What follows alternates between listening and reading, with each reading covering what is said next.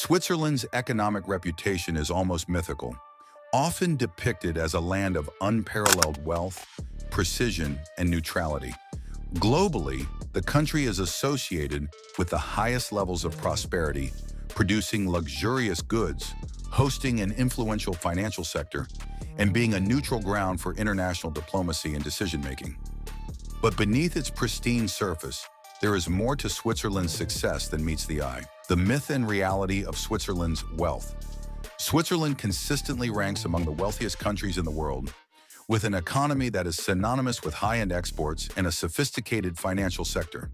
The country is home to the world's most expensive products, from high-precision industrial machinery to luxury watches, and it boasts a financial system that has long catered to the wealthiest individuals and institutions. Switzerland's legendary neutrality during times of conflict has enhanced its reputation as a haven for wealth, and the nation's financial institutions have long been associated with secure, secretive banking, making it a destination for those looking to safeguard their assets, sometimes of dubious origin. The country's reputation as a global financial powerhouse has earned it a prominent position in international affairs. It hosts the Bank for International Settlements, BIS, the Central Bank for Central Banks, and plays host to the annual World Economic Forum, WEF, in Davos, where the world's political and business elites convene to discuss global issues. This aura of exclusivity has created a mystique that positions Switzerland as the ultimate example of a prosperous, stable, and powerful nation.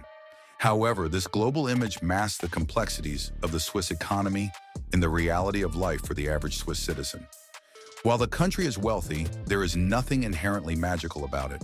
In fact, Switzerland's wealth is the result of a series of fortunate historical circumstances and strategic decisions that have helped it navigate numerous challenges over time.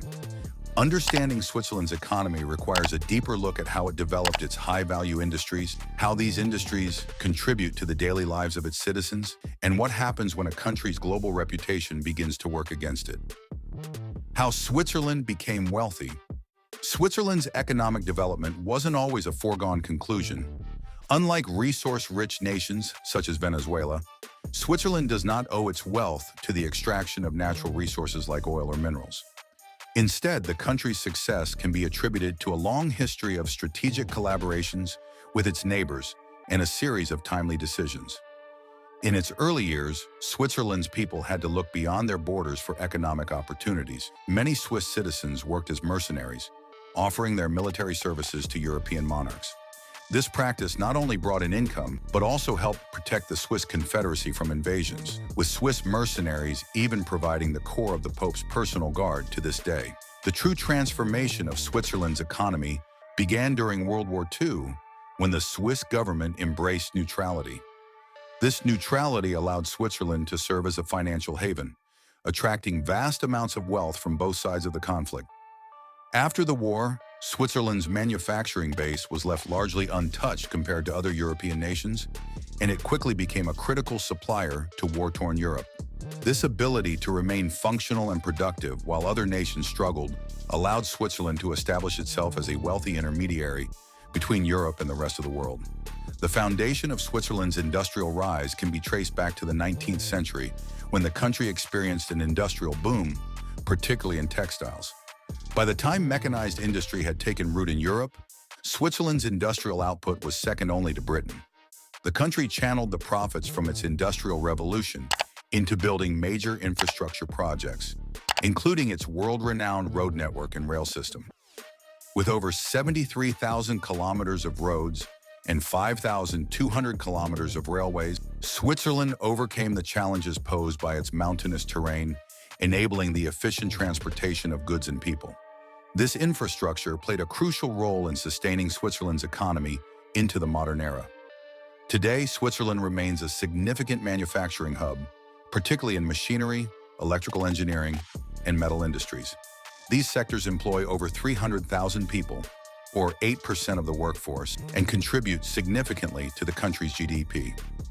Moreover, Switzerland has long been a pioneer in workforce education and training, with a system that emphasizes vocational education. By the late 19th century, nearly 50% of the Swiss workforce was female, and Swiss vocational education programs have become models for other nations. Workers often spend several years gaining hands-on experience while attending school. The high cost of quality. Switzerland's economy is built on high-value industries that thrive on producing exceptional quality products.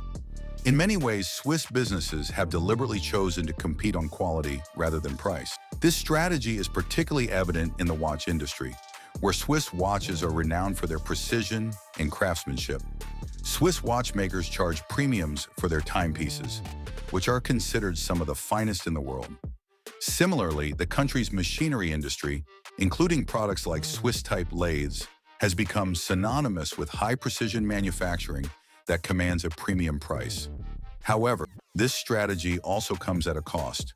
Swiss products are expensive to produce, and labor costs in Switzerland are among the highest in the world. The average wage in the secondary and tertiary sectors was estimated to be around $75 per hour in 2020, a significant portion of which is attributed to high wages, professional education, and social contributions. This makes it difficult for Switzerland to compete with lower-cost countries for basic consumer goods. For instance, while Switzerland excels in producing high-end machinery, the country cannot compete on price when it comes to mass-produced items like toasters or inexpensive electronics, products that are easily manufactured in countries like China. This high-cost, high-quality approach has allowed Switzerland to maintain its status as one of the wealthiest nations globally, with machinery and high-end products contributing 25% of the country's GDP. Swiss exports of watches and metals alone are worth billions annually. This focus on quality, combined with a strategic shift toward niche, high-margin exports, has enabled Switzerland to offset the disadvantages of being a landlocked country. While transport costs can be prohibitive for bulk goods, Switzerland's high-end products command premium prices, making shipping and labor costs less of a concern. Switzerland's economic prosperity is not the result of magic or luck. Instead, it is the product of strategic decisions, long-term investments in infrastructure, education, and high-end industries. However, as global competition increases and the pressures on its financial sector grow, Switzerland must adapt to changing circumstances. While the country's reputation and wealth remain formidable, the true test will be whether it can continue to maintain its position as a global economic leader in the face of new challenges. That's all for now. Like, subscribe, and leave a comment to let me know what you think. More to come. See you next time.